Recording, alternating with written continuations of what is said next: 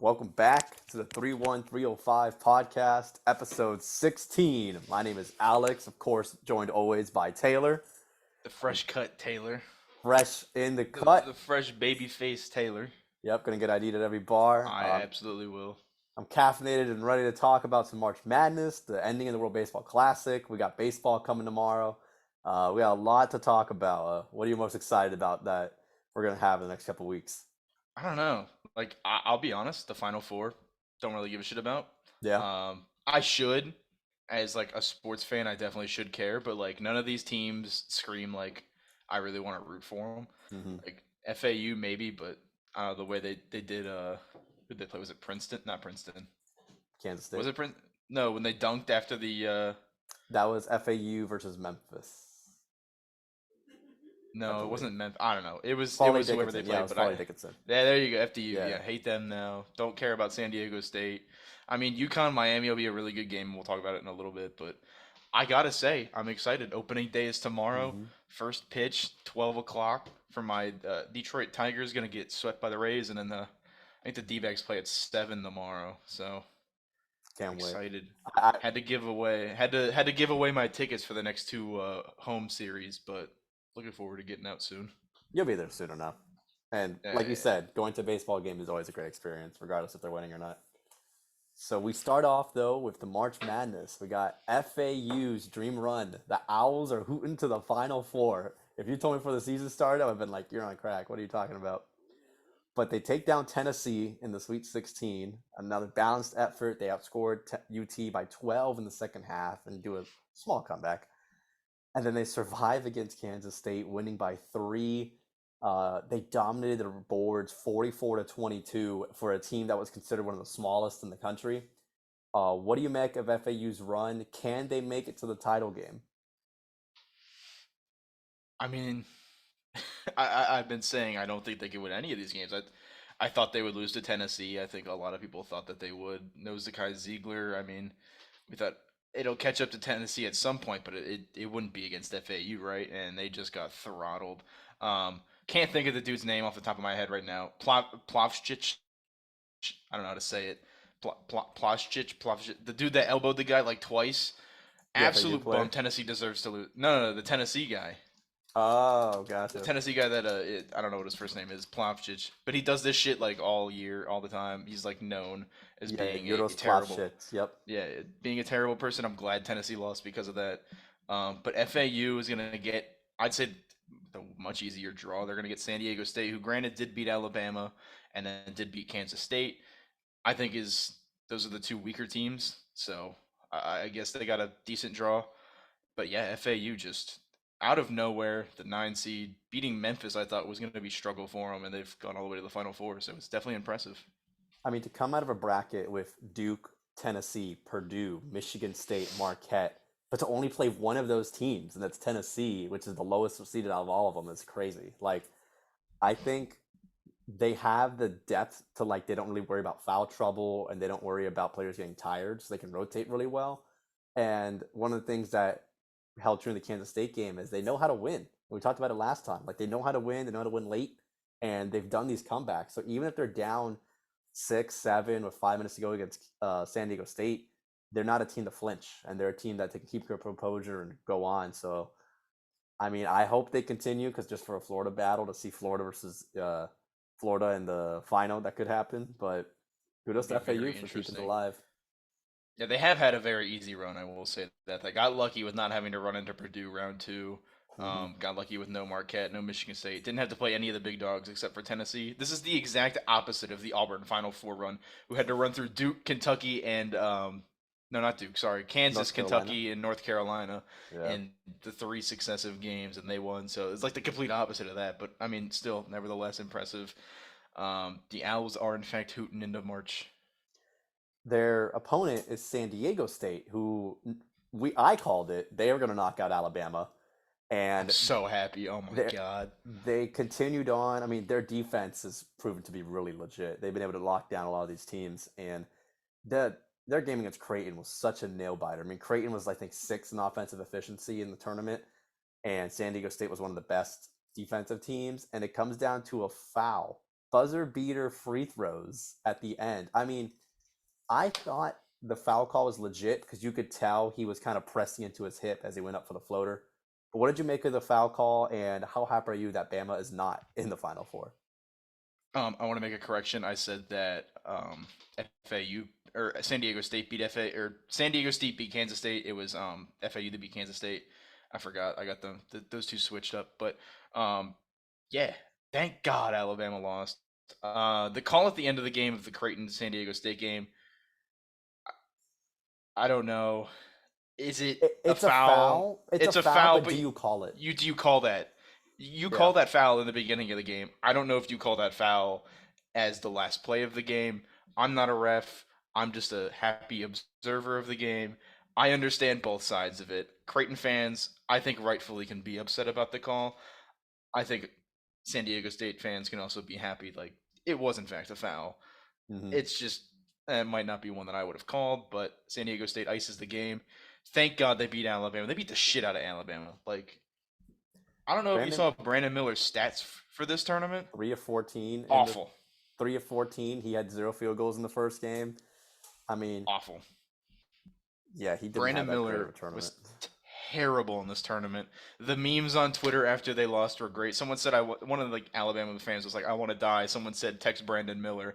I was like, "Yep, that takes the cake for quite possibly the best tweet I've seen this week." Even if I had a Brandon Miller, they needed more shooters. Like I saw that one. Yeah. Oh my Um, god, dude, I loved it. Alabama fans talking mad shit. mhm. Goodbye. Yeah, the Barstool Bama page was very upset. But I mean, like San Diego State deserved to be there. I mean, they didn't run through a gauntlet in the first couple of games, but I mean, you beat Alabama, who's the number one overall seed, and you beat Creighton, who was definitely underseeded as what, a 6 seed that they ended up Yeah, being. they definitely should have been like a 4 or a 5. Yeah, definitely They're over good. Duke. Um, but I think just to have a guaranteed national title contender that's not from a major conference. I mean, San Diego State's in what, the Mountain West, and FAU is Hmm. in um Sun Belt? the Sun Belt, but they're Are they in the moving to the Sun American Belt? Athletic. They're moving to the American next year, and I think they're in the Conference USA this year. That's what they're in. Yeah, they're not Sun Belt.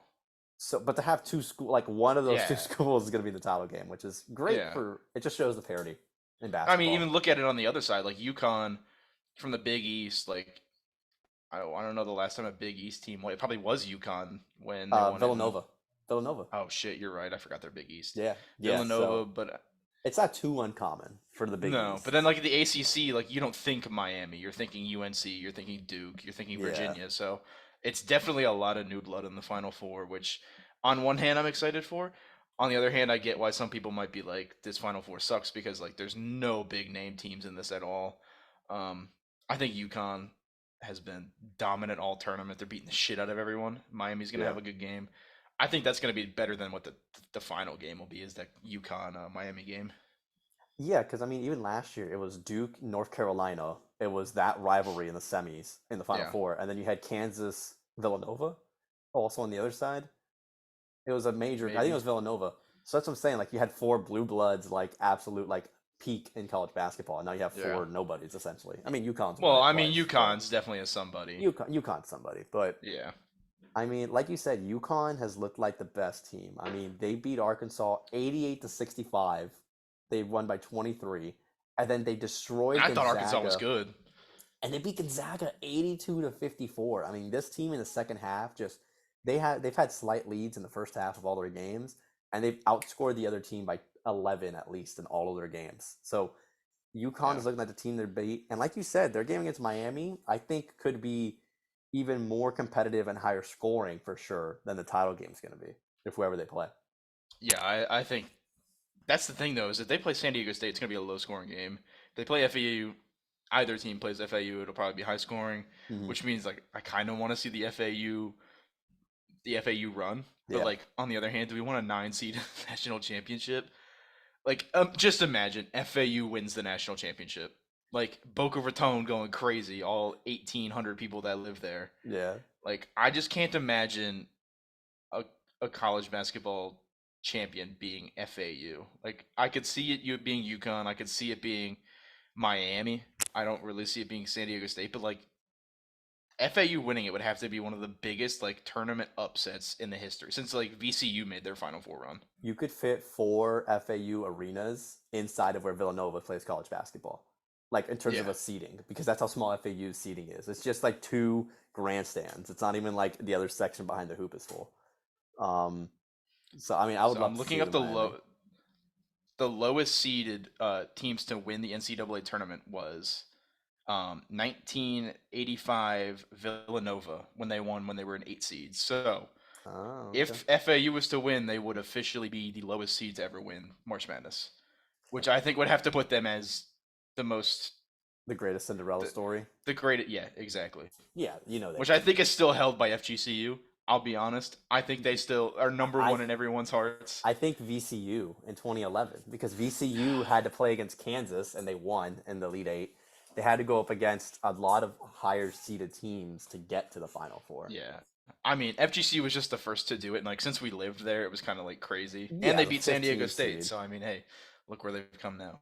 It's But true. yeah, Dunk City will forever, I think, be my number one Cinderella story until Hmm. FAU if they win the national championship. For sure.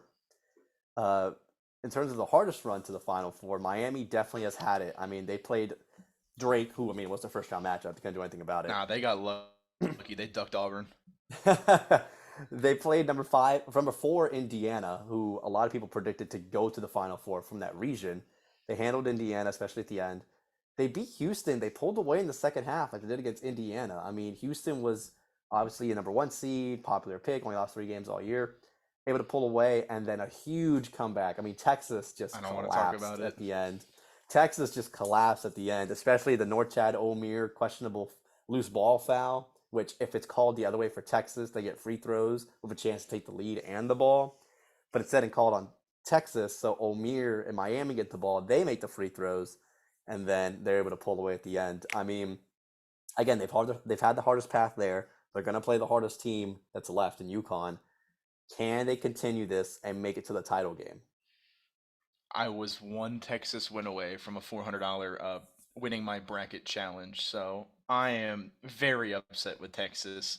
Kudos to Miami. Did not think they'd make it this far. They had a really tough run with Houston, Texas, and Indiana. I thought Indiana was going to be good. The Big Ten is frauds. Big Ten is ass. I will never believe in the Big Ten again. Um, Yeah, Purdue sold you that one for round Purdue, one. Purdue absolutely sold me that one. I was trying to think of I was like, who's the other big team that lost? It was Purdue. Purdue, yeah. Yeah, but I mean, shout out Miami. The U is back. Their First time ever. football team, maybe not so. The basketball team is. You guys made it to the Sweet 16 last year, or did you go farther? Elite Eight. We beat Auburn to Elite get to the Elite Eight. Yeah, that was the round. No, you beat us in the round of 30 for a 2. Oh, you're right. We did. We did. And you 10. It's all right. I mean, we'll take it. We're a basketball school now. We're not a football school anymore. But Yeah, bro. Whatever. Jordan Miller, I don't know if you saw, he pulled a Christian Laettner. So he went perfect from the field, perfect from the foul line, and had 27 points with 8 rebounds. Only other player to do that was Christian Laettner on his run with Duke.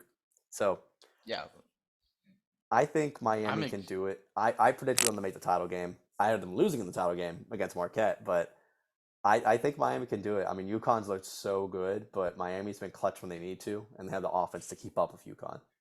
yeah, like that's the thing is how long can UConn be this dominant? Like it's already like inconceivable what they've done. They've blown out pretty much every team they've played. They beat Hmm. Gonzaga by what 30, Almost, yeah. almost 30 points. They beat the shit out of Arkansas. They've beaten everybody by double digits. It seems like. So is this a game where they kind of come back down to earth? I don't know. I think this is going over. Don't know what the total is. I'm hammering the over on this game. It's gonna be like 80 to 84. It's gonna be insane. Yeah. So many points. I'm gonna give my prediction. San Diego State beats FAU. I'm Hmm. sorry, buddy. I am taking UConn. They've looked too good in a Yep. close game, a high-scoring close game. Maybe I'm just good luck for Miami. I keep picking against Miami and they keep winning. So for your sake, I will Yeah. take UConn, Okay. and I will take UConn to beat San Diego State in the tournament final. I'll do the opposite. I'm picking Miami FAU, and I've got Miami winning. You've got the fun matchup. I've got the fun one. Yeah. I've I got mean, the boring defensive matchup. yeah, you've got I guess as much traditional as you can get with Yeah. UConn San Diego State, but I do want to say I picked 3 of the final 4 right. The only wrong pick was FAU. I knew San Diego State and UConn could get there. I knew about Miami, but FAU was just a complete surprise. But again, I'm very happy to see Blood in the final 4. And we'll see this weekend. Saturday is the final 4, and then Monday's the title game. So Yeah, I think there was only like what 2 people that had a perfect Final Four or something like that. It was some ridiculous number. it was the 0.022% or something Yeah, like it that was had it perfect. ridiculous number that had a perfect bracket. And those were, I guarantee those brackets were just the like screw it, we're picking the all upset brackets pretty much. That was their 9th out of 10th brackets that they could Yeah, pretty choose on much. That's ESPN. exactly what that was. Yeah. I don't know That's who been ended up winning our bracket because I'm It's assuming me. it's over. It's Did you? me Oh, right well, yeah, now. you made the last. Yeah. If UConn wins the title, then Brenna gets the best bracket. But if Oh, Miami wins, then I for sure get it. there you So go. it's for me. But it's been a good tournament, and we'll see how it shakes out this weekend. Excited. What time are the games? Are they I it's think Saturday it's at like I think it's Saturday at 6 Eastern, and then the next and then one's 9? like half an hour after, which is like Yeah. 9:15, Okay. something like that. And then Monday, it's I think at 8 or 9. It's in Houston, so Yeah. Which means the game's at 3 o'clock on a Saturday for me, which is weird, but I'll take this it. the FAU San Diego State. That's the first one, and Yeah, the man, second one's I gotta Miami. start drinking for the first one, and then I'll be good for the second one. The day that we recorded our last podcast, we mentioned it. It was the WBC final in Miami, and I told you if USA wanted to win, they had to get out front first. Japan got out front first, and Japan took home the title 3-2. I mean, Trey Turner had a Captain America moment. Mike Trout could have had a Mr. President of the United States moment if he had hit a home run over Tawny at the end. Oh my But god, dude, imagine.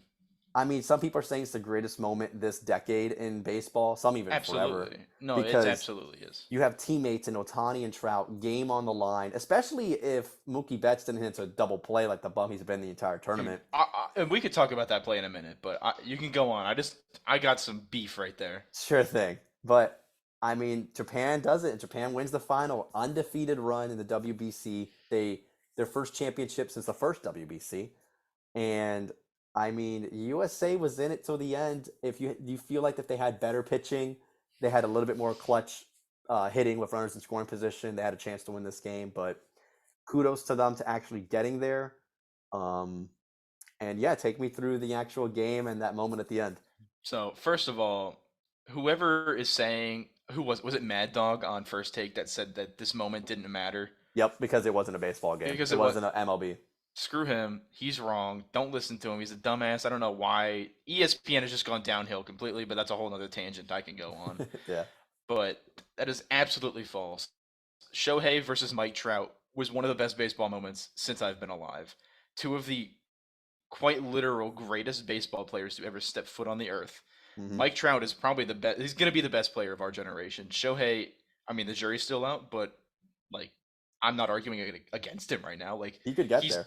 he absolutely could. I don't think Mike Trout will ever be the greatest of all time. Shohei Ohtani absolutely could.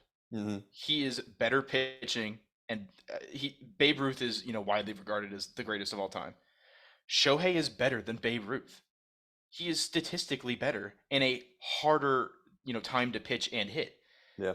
Shohei Ohtani absolutely could be the greatest of all time. Mad Dog to say that it wasn't meaningful is just absolutely ludicrous. The World Baseball Classic is great. You have other people from other sports saying they wish their sport did this. Like Connor McDavid said, we wish hockey could be on like this pedestal it is now with best on best. Hmm.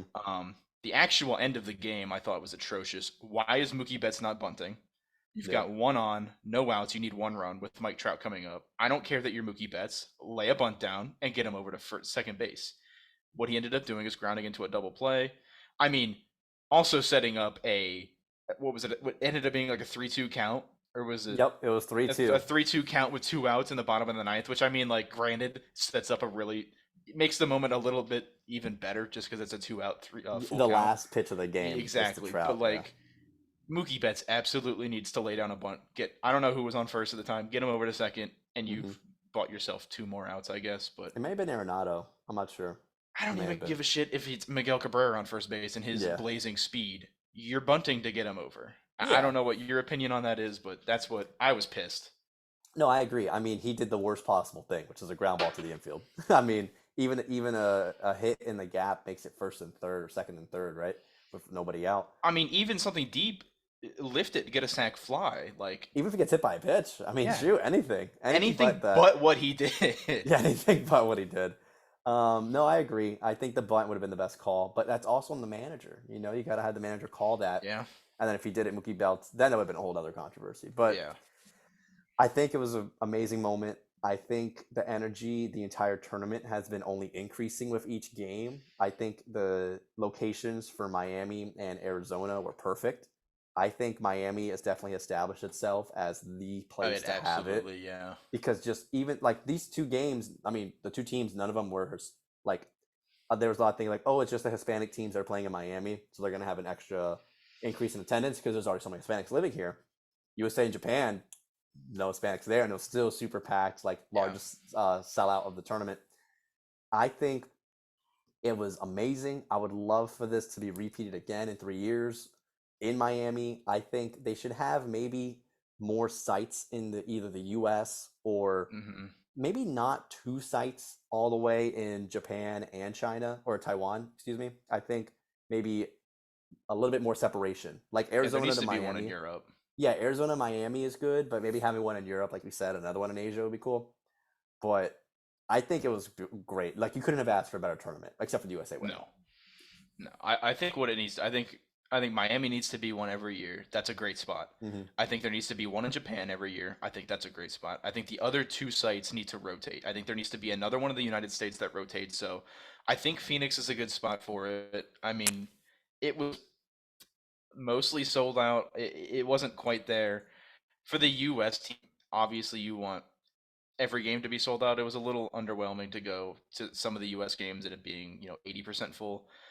I think Phoenix is still a good spot. I'd like to see it rotate. Like, why not throw Fenway in there? Why not Yankee Stadium? I don't know if they're looking for places that are just domes because I know that isn't Indoor, like, yeah. yeah, I know that's kind of that was the theme this year, but like I know in past years it's been at And the one stadiums in that are Taiwan, outdoors. it wasn't in a dome; it was outside. Yeah. So So I mean, if that's what they're going for, then okay. I swear to God, if they go to the Trop, I'm killing myself. But it will never be in Tampa. It will oh never my be in God. Tampa. But I mean, like, yeah, why not put it in New York? Why not Boston? And I think there needs to be like a spot in Europe every year that it rotates. So, Great Britain gets one. And, I mean, do we really I give don't a know shit what about other Great Britain? baseball stadium I, exists in I, like I think Spain, Germany, that kind of thing. I think it should be like a random draw of the European teams that make it. So like this year would have been, Italy, Great Britain, and the Czech Republic. Was it? Yeah. I think it should have been one of those three teams should have gotten to host it as well this year because it sucked for Europe because they either had to come all the way to the U.S. or go all the way out to Asia. They didn't have anything nearby to them, Yeah. which kind of sucks. So did Cuba. Cuba going to Asia was Yeah, crazy. a really weird call. I don't know about that, but I think Miami is definitely a great spot for the final every year. I think it should be there. I think Japan probably deserves to get a final at some point. I don't know if they'll do that. Hmm. But yeah, I'd like to see a rotation. I think the spots that they had this year are good, but like why not try and grow the game more and bring it, not everyone's going to get a chance to see the US versus Japan. Like let's make this more of a rotating, do one on the East Coast one year and then one on the West Coast and one in, Middle America. Just kind of rotate it around so everyone gets to see. I would argue Yankee Stadium would be the best, along with Miami, because you'd get everybody from Europe able to travel to Yankee Stadium, New York, easier. Yeah. I mean, they could travel to Miami, but it's just a little further flight. Yeah. And then you can even do Dodger Stadium on the West Yep, for Coast. all of the people from Asia that want to come over. Yeah, so I think one of those two would be awesome to rotate through. I love Tokyo Dome. That should be consistent in Japan. And then I think if doing in like you could do it in Great Britain as well, or you could do it in Mexico. And you could do it in Mexico See, City that would be a good one for too. Is South Mexico? America Yeah. and Latin America teams, because not all the teams, but a lot of the teams that were in Miami were from Latin America. So I think that'd be a good in between. And then if you have it in Dodger Stadium, you can rotate. I know it's a long flight even still, but it's better than going to New York or Miami for the flights for all the Asian teams that make it every year. But I thought it was great. We'll see who's on the rosters for the next one. Otani will probably still be kicking for Japan. Mike Trout will Mike probably be there. Trout, He's already maybe. said he wants to play again. He said it's the most fun he's ever had on a baseball field. So Yeah, if I had to guess, it's only 3 years from now. He'd probably be on it. yeah. You can imagine like Machado, Yeah. Soto. Harper. Mate, I don't know why. Well, Harper had the Harper was offseason hurt. Yeah, Yeah. he had the offseason surgery. But we'll see who's in it next time. like you said, it's like the World Cup. It's something to look forward to when it happens, and it's a great thing to get up for. Have they announced the sites for 2026 yet? I don't think they No, have. no. They only did it, I think, 7 months before the tournament started. Oh, Like okay. So Miami we have knew, a I think, in while. October, or before this Okay. year. So, but speaking about baseball, opening day is tomorrow. Tomorrow, like you said, the first game is the Tigers game against the Rays of Is all that the games. first game that kicks It everything is. off? It's the first game. It's the No. first game because Miami plays at No. 4:30, and then 12 is the first time. So get your get your viewings ready for elite baseball in Detroit because it's in Detroit, right? Is the No, first game? Oh, it's in I'm Tampa. checking my schedule. I think it's in Tampa. It is, Okay. yeah, it's at Tampa 12 my time, so 3 o'clock Eastern, which is that's a weird time to start a game on a Thursday, but Yeah, I mean the one here is at uh, 4:30. So I mean like I'm excited. I really am. Tomorrow is opening day. It's games literally. Oh wait, no, we're not the first game. The no. Braves Nats are at 10 Oh yeah, a.m. 105, and the Giants Yeah, Yankees. yeah. I Okay, was gonna say that's three better o'clock for the matchup. first game is a little weird. No, you're Yeah. the fifth game, so So it's not too bad. no one will have to watch this crap. Um, but yeah, there's definitely way better games. Cubs Brewers, Phillies Rangers. I would argue Mets Marlins What is the best. You got Zach Greinke against I mean, sorry, you have Max Scherzer against Sandy Alcantara. I mean the pitching matchup alone. I mean, I don't know about that, but What other one? Zach you're Gallen versus you're. Julio Urias. I genuinely think that's a good one. I think the Guardians Mariners game's gonna be good. Shane Bieber versus Luis Castillo. You get Otani pitching tomorrow. He's Yeah, playing against Kyle Oakland, so who gives Muller. a shit? Yeah. I'm just looking through. I mean Pablo Uh, Lopez against Zach Greinke. Like, I mean, no. Nola versus DeGrom is good. The Phillies versus the Yeah, Rangers. Phillies Corbin Rangers. Burns versus Marcus Stroman. There's a lot of good matchups tomorrow. Yeah, the Marlins game intrigues me. I don't think it's the number one game of the day. I think it's if I had to pick like game of the day, I'm thinking Phillies Rangers. But Do you know what they're calling the matchup tomorrow in Miami? They're calling it the Slamma and Little Havana. oh jeez. That's what the Marlins are advertising it as. I mean, hey, Um, whatever gets seats sold. yeah, I'm gonna try and go to Friday's game, but tomorrow I can't. I got school all day. Yeah, I'm kind But of upset that Grace's family's coming into town and we can't go to any of can't the go. games. Oh well, it's next week. It's not even this week, but Yeah. yeah, because we play at LA this week. But But for the season, before it starts, what are your predictions, your bold takes? What do you think's gonna happen that in 6 months from now we're gonna be like, holy crap, I can't believe I didn't think this was gonna happen all before the right, season. man, you know me on this podcast. I am bold. Yep. I have already picked James Conner to be a top 5 fantasy running back. All right, I have Was said it DJ Chark at wide receiver? Or Amon-Ra St. what? Brown? That's what it Yeah, was to be Amon-Ra top St. Brown five. is a top 5 wide receiver. Yep. I am known to say some crazy shit on this podcast. Mm-hmm. Here are my hot takes for this MLB season, and they Yep. get a little bit hotter as we go. Mm-hmm. First one, Aaron Judge does not lead the league in home runs. Okay. Yordan Alvarez does. I think Judge hits 45, Yordan hits 47. Okay, that's not too bad. I don't think he's going to be able to hit, what, was it 62 last year? Yeah, it was something Yeah. ridiculous. Yeah. He's not hitting that many again this year. There's statistically no way. If he does, then like give him the GOAT crown now because He better there's no not, way. because I don't want his interruptions interrupting Oh college God, football. no, please. I don't think he does it. I think Yordan has a good stepping stone into a top 10 player career. Mm-hmm. He's already. Did he win an MVP? Jordan Alvarez? Yordan? No. Yeah, No. I thought he did. Okay, maybe not. But he's already the best player on that team anyway, on the Astros. I think having a great year is going to propel him into stardom. Hot take number 2. This might be a Mm-hmm. little biased. The Arizona Diamondbacks make a wild card game. I don't think it's that crazy either. The Dodgers have been pretty meh. Mm-hmm. The Padres are going to win the division, but like what other team that isn't going to win their division is going to like compete? So I know the NL East is going to be the Loaded. Phillies are probably going to make it in. Yep. The NL Central, the Brewers are they're pretty beatable. I think the Cubs, Pirates, and Reds aren't going to make the playoffs. Okay. So I mean, maybe one team out of the NL Central. If the D-backs can beat the Dodgers this year, there's absolutely a chance that they get in. If either the Braves or the Phillies have a bad year, there's absolutely a chance the Diamondbacks get in. I think what helps them is the fact that the schedule's changed, so now you don't play as many divisional games. So they don't have No, to play the Padres and Dodgers no, as much. yeah, we don't. We play the Dodgers I think 6 times in the first 2 weeks, and then that's it for like 5 months. Hmm. So I mean, I think they're definitely going to get helped out by not having to play maybe one of the hardest divisions as much as they would normally have to. Hmm. I think the Diamondbacks are in a great spot this year. I think they sneak into a wild card game. Okay. You seem to agree on that one, so maybe it's not too much of a hot take. It's just not as bold. Like I could see it happening. All Like right, well it you wouldn't want surprise bold, me. buddy? Here we Okay. go. Shohei and or Mike Trout are traded by the end of the year. You're no, you're not No. dealing with it.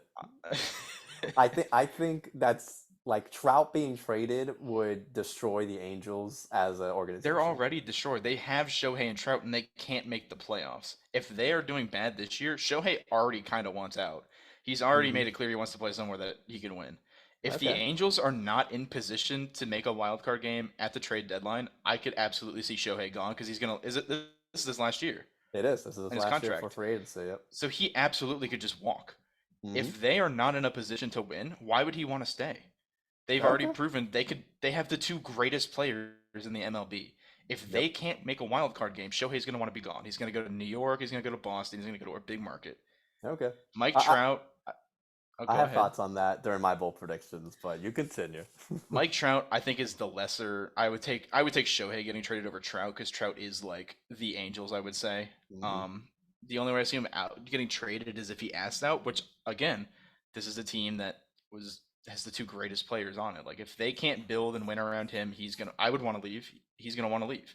Yeah. I don't know if he gets traded. I'd say Shohei probably is the one that does, but I absolutely think that Shohei might get traded this year. Like I'd rather get whatever, and Shohei's going to bring back a haul. Whoever Yeah. gets him is you're giving up your top like you're probably giving up 1, 2, 3 prospects. If he guarantees to resign with you, because remember you Yeah, could trade for him and yeah, then he doesn't resign. yeah. But But you're giving up almost your entire farm to get Shohei. Shohei.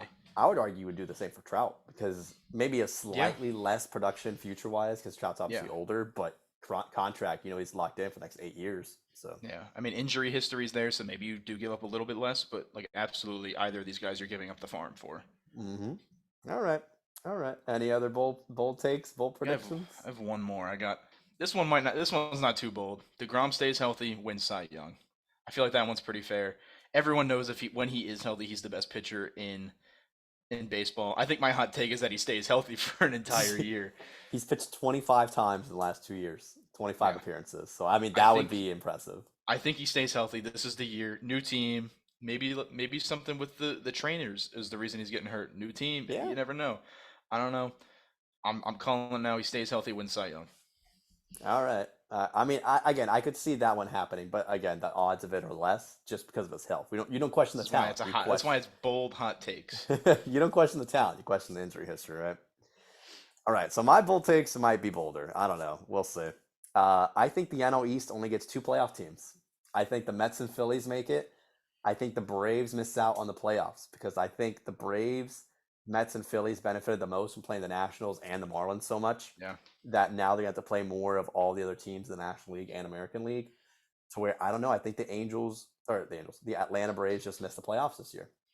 That's fair. I don't think it's crazy. They have a stacked team, but we saw Acuna last year not. I mean, between injuries and not being super productive, like if Acuna's not hitting on all cylinders, like that team doesn't look as good as they should. Spencer Strider's elite, great pitcher. I agree. I mean, I don't know if I agree. I feel like they definitely still could make the playoffs, but Hmm. it's not crazy. This is opposite of what you were saying. My next one. I think the Angels at the All Star break are first in the AL West. What? I think they re-signed Shohei Ohtani, and then they collapse in the second half and barely squeak into the playoffs. I think they're going to go on a run to really prove and show out that they are the team to keep Ohtani. They're going to try their best. Injury luck is going to go on their side in the first half, and that's enough to convince Ohtani during the All Star break to re-sign. And then all that injury luck catches up to them. They slip behind the Mariners. They slip behind the Astros a little bit, but they make the playoffs for the first time with Ohtani. Okay. I might be looking at it a little bit here, but I do see we have predictions coming up. So Yep. that means you have 4 teams from the AL West making the playoffs. Oh no, I do not. I will get into my predictions for the standings in a second. Because you That have that you will be have it as the later. Angels being 4 behind the Mariners, Rangers, and Astros. I have the Angels being second. behind the Mariners. Oh, I'm looking at mine. I'm on correct. Never mind. My bad. I was looking at my Get your predictions. vision checked. Yeah. Um, Okay. for the NL MVP, I've got Manny Machado, as I think the Padres are going to have the best record in the National League. I think he was an MVP candidate for a lot of last year, and now that he has Juan Soto and he's got Tatis, obviously after the brief suspension coming back, I think Machado stays healthy and finally wins the MVP. That he honestly, I think he finished third last year behind Goldie and Arenado, maybe Something second. like that. Yeah. But I think he wins it this year, and the Padres have the best record in the National League. I think the Dodgers are still going to make the playoffs, but just be that much less. I think losing Trey Turner hurts them more than they think. Yeah, I absolutely agree. I think the Padres are my pick to win it all. So I would even say like I would guarantee that the MVP is the MVP, The Nick, the Nickelodeon valuable player. yeah, The MVP is going to be someone from that team, whether it's Juan Soto, whether it's Machado, whether it's Tatis. I think it's coming from the Padres anyway. So hmm I agree. Machado absolutely could win MVP. I alluded to it earlier. The Braves don't make the playoffs. I think it's kind of a hot take to have. I think they're just going to miss out by a game. I think their injury history has been kind of unfortunate in the past with Acuna, but their pitching history has honestly been okay. I don't know. I think something's going to slip. Like the Marlins going to do slightly better than they think. I mean, they won't surpass the Braves, but Don't get ahead of yourself here. I just don't think Atlanta makes it. And my hottest take, Byron Buxton is going to stay healthy the entire year. He's going to join the 40-40-40 club and win American League MVP. Because Byron Buxton's biggest thing has been health the entire season and his entire career. And I mean, when he's healthy, he's hitting 400-foot bombs the entire year. But I think he stays healthy. He hits 40 home runs, 40 doubles, 40 stolen bases, and he wins the AL MVP. That is definitely bold.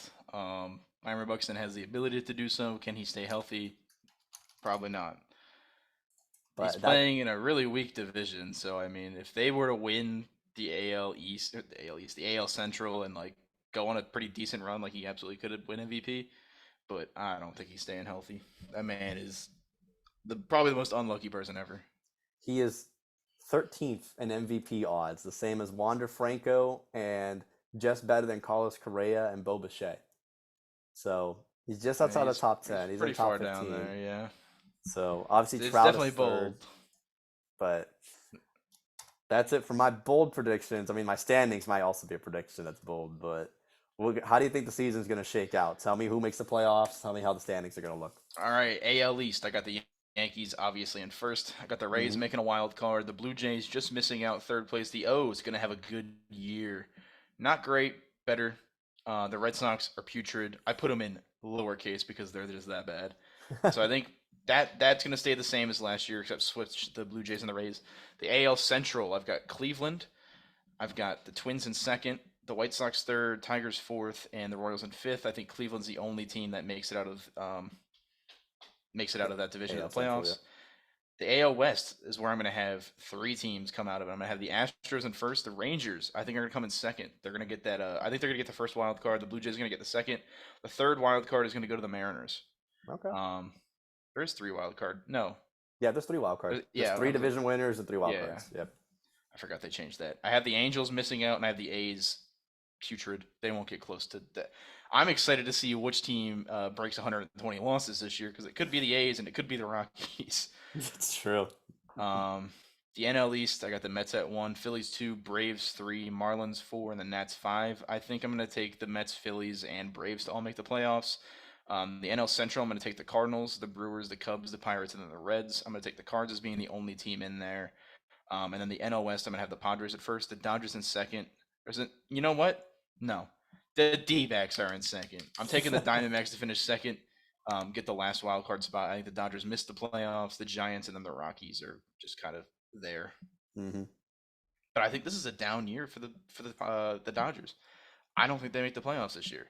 They're kind of ass. No Trey Turner's going to hurt them. Freddie Yeah. Freeman going to have to carry the team. Don't know if he's going to do that. Clayton Kershaw is getting old. Walker Buehler's hurt.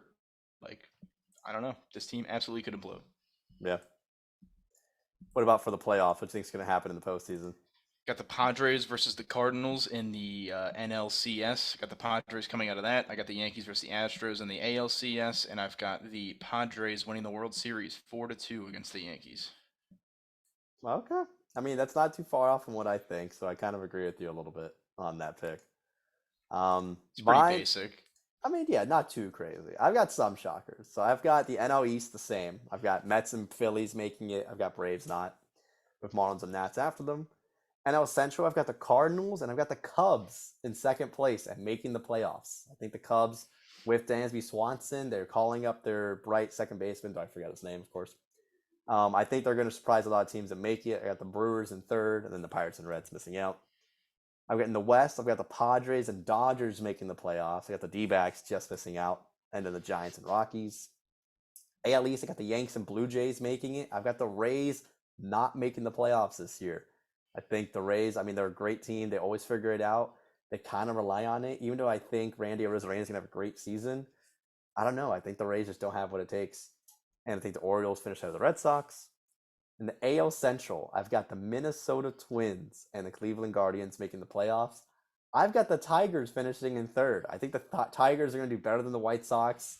I mean, I know for you it's pipe dream, but like, wow, just finish third instead of I fifth or mean, like fourth. that's the thing though, is it's essentially the same team as last year, and we thought last year they were gonna make the playoffs. So could this Yeah, team come back and win 90 games this year? Sure, they could. They absolutely could.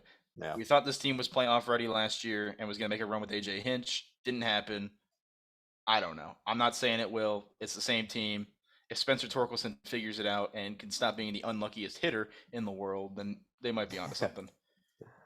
For the AL West, I've got the Mariners winning the division, and That's I've got bold. the Angels finishing in second. I think Houston does not make the playoffs this year. I think Jose Altuve being hurt for 3 to 4 months hurts them more than they realize, and the Astros just miss out on a playoff spot to the Guardians in the wild card. And I've got the Rangers and A's after them. Okay, that might be your hot take for the predictions. Is not That's why having I the said yeah. I think the AL West. I don't think the Astros make it. I think Altuve being hurt hurts them. Okay. Uh, in the playoffs, I got Padres, Mets, and then Mariners against the Yankees in the uh, championship series. And I got the Yanks beating the Mets in a New York battle, with the Yanks winning four Oh one God, dude, in the Twitter would World Series. explode if that happens. New York would explode if that Yeah, dude, happens. that we're gonna have to like section off New York from the rest of the country if this happens. I mean, I would be down for it though. Like, I wouldn't I mean, I really. would too. Who doesn't want a Subway Series as the World Series? Yeah, but I think that's it for my predictions. I mean, unless you got anything else you want to add No, to for excited, yours. man, excited. I feel like it was 130 days ago. It was oh yeah, baseball starts in. It was when they posted like, oh, we have 120 days till opening day, and it was like right as the season ended. And now we're here. Tomorrow is opening day, so excited. I think baseball season, the start of baseball season is the best time of the year. The weather starts getting warm. You can sit out back, listen to a baseball game, drink a beer, go to a game. Weather's Hmm. good. Summer's coming up. Great time. Until you're sweating Love in it. 2 months because you've been outside for Exactly. 10 minutes. Exactly. Until It's it's just the 100 start. until it's 120 degrees outside at 9 o'clock at night, trying to get an Uber home from the game. But Hmm. other than that, it's great. We, of course, have not only baseball returning, we have other sports that are wrapping up as well at the same time. I mean, we haven't talked about it in a while, but the NBA is still a thing, and the NBA playoffs start later next month in April. And we've had a lot of things that we've kind of missed out on. First, starting with your Phoenix Suns. I say your because they're your team in Phoenix. KD is back after that employee unrightfully injured his ankle for 10 days. Yeah. What do you make of Phoenix and their chances against the Wolves tonight that they play? Battling for the Yes. 5 The 4 seed. Wolves. I actually need to look up tickets. I've been trying to convince Grace to go to the game tonight. The tickets were like $100 each, and we were like, "Is it worth it?" KD makes his return. I swear to God, there better not be a single person pregame on that court except for KD. Yep. Everyone needs to get the fuck out of the way and let this man warm up. Because I swear to God, if he slips and falls again on some water, this city will erupt. Or just Oh, have him be in the locker room. Don't even let him warm tickets up. Just tickets are tell him down. to. Tickets are down to $75. I might have to go convince Chris to do this. Okay. But yeah, super excited. KD's coming back. Devin Booker's been going crazy. He's like averaging over 30 points a game since KD's been out. Mhm. I think they can easily handle the Wolves, who, I mean, who do they? Karl Anthony Towns is probably playing. He is back, by the way. Karl Anthony Towns has made his return. He did. The fantasy gods may let me win. Yep. Um, But I the still think Wolves have won four straight. I mean, they're in the seventh spot right now. I mean, with KD playing, you're gonna get everybody back healthy. I'm gonna take the Suns tonight. This is a team that is stuck just like in the middle of this like 4, 5, 6, 7 area. They're Hmm. not gonna catch the 3 seed, who is Sacramento right now, right? Yeah, they're 5 games back of Like, Sacramento of they're 8 to play. 5 games back. Yeah, they're not catching Sacramento, so they're gonna have to stay in this 4 seed. Which are they tied for 4? I'm trying to pull the standings They up are right now. tied. No, they're a half a game ahead of the Clippers. They're a game ahead of the Warriors, and they're a game and a half ahead of the Timberwolves, which is why this game matters because Yeah, this if game is Minnesota important. wins, they move that much closer to out of the play-in. Yeah. I think Phoenix is pretty safely in. I mean, Dallas is the first team out, and we'll talk about Dallas in a little bit. They're about 3 games, 3.5 games ahead of Dallas with 8 left. I think they should be safe as long as they can win a couple more games. They want this home court, though. So, I mean, to get home court in the first round, you got to be the 4 seed. Hmm. And, I mean, they're only half a game up. This is an important game. The Clippers, I think, will slide a little bit with no Paul George for the rest of the year. He's going to be done until the playoffs at least. Yeah. Golden State is just they're Golden State. I don't want to play them in the first round, so I kind of hope they stay at 6. And then we'll see. Minnesota's close, New Orleans is close, but I think the Suns really need to figure it out. I don't think they'll have an issue with KD coming back. I'm trying to pull their schedule up, but yeah, if you have anything to say about the Suns, I pull the schedule up. Yeah, so I mean, they play a tough stretch. I mean, they play Oh, Minnesota damn it, you already tonight. had it. They play Denver on Friday. They play OKC on the road, who need to win to stay in the play-in. They play the Spurs at home. That should be an easy win. But then they close with Nuggets, Lakers, and Clippers. Oh So my there are god. there are no easy games for the No, there is Suns. not. That's So tough. it's a good stretch to test them before the playoffs, especially they end the year with LA at home, the Clippers, and they could end Hmm. up playing them in the first round, Yeah. which would be a crazy a start. But I Yeah, think, those last 3 games are super important. yeah, again, Nuggets at home, Lakers on the road, and Clippers at home. And I think the odds have shifted for the Suns to now be the title favorite with KD coming back in the West, which is crazy because I mean Denver still exists. I know the Kings are a 3 seed, very underrated, but I still think Denver wins the conference. so I don't know. I think they need this stretch to mesh to finally get the rhythm going with KD and those games in high intensity situations. It's only going to help them, I think, in the Yeah. future. If they But win them, I mean, if they lose and drop a couple spots, like you're looking at being the 6 seed and having to play the Suns and not they the are the Suns. Kings. Yeah, looking at having to play the Kings, you fall down to 7, you're gonna have to play Memphis. Like they absolutely need to win these games. And they don't want to be in the play-in. They don't No, want them to be in no, the you do play-in. not. You do not Nobody want to be wants in the to, play-in but at there's no all. reason Phoenix should. Because even if you somehow get through, you're gonna have to play the Nuggets round 1, and like, no thanks. Yeah. Speaking of the Nuggets, I mean, Jokic, I mean, I think he has been once again the best player in basketball this season. They're going to be the 1 seed. They're going to finish with the best record in the West, and they're just tired of talking about Nikola Jokic. I think voters are getting sick of just voting for the same guy every year. That's why Giannis didn't win it back to back. But I know Embiid is picking up some more recognition and appreciation, especially with Harden being out. But what do you make of Jokic versus Embiid? They ducked each other. Joel Embiid sat out against Denver. He has not played in Denver since 2019. What the fuck? There's no way. He has not played in Denver the He's last 4 years. He ducking Jokic. is ducking Jokic. And That's crazy. Philly That right fan, there. Philly fans were saying, "Oh, but Embiid dominated him in Philly," and Nuggets fans said, "Yeah, but why does he want to play Hey man, he is ducking in Denver? Denver. He doesn't want He to play in can, the high the altitude." high altitude. He can't hang. So, what do you make of Jokic versus Embiid? I looked at the odds. They're a lot closer than I think they should be. They've got Jokic at plus 110 and then Embiid at plus 140. I think Hmm. third place was Giannis at like plus 450. So it's really a 2-man race between Embiid and Jokic. I think Jokic should be running away with this again, but like you said, voter fatigue. He's won the last 2 years. How many times are they going to keep voting for him? Which Yep. is why I think Embiid has a legitimate chance at winning MVP, just because they're so tired of voting for Jokic. Jokic deserves to win it. He's the best player on the best team in the West. That's the thing is like you take away Joel Embiid, what are the Sixers? They still have James Harden and 7 seed he maybe. 6, 7. I mean, he's missed like what 14, 15 games already this year. Yeah. He'd be the MVP winner with like the least amount of games played, which I think would be crazy. Like he's missed a quarter of the season and they're still a 3 seed. You take Jokic off the Nuggets, they're probably not a play-in team. Hmm. Maybe they sneak in as like the 9 or 10 to a play-in.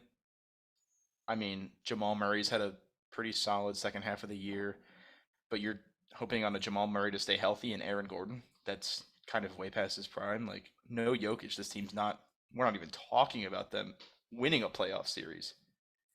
I think what's funny is the odds actually shifted for MVP because Embiid missed that game. Embiid was actually the favorite for MVP Yeah, it was he was before MVP for that a game. day, and then it And then when he shifted back to didn't play, Jokic. they switched it Yep, back. They said, no, you got to play to earn that. yep, Um, exactly. And that's why I think Jokic should win. I don't know how many games Jokic has missed, maybe a handful, 4 or 5, but I think Jokic should win it. I mean, yeah, he's actually tied with Bam Adebayo for most steals by a center.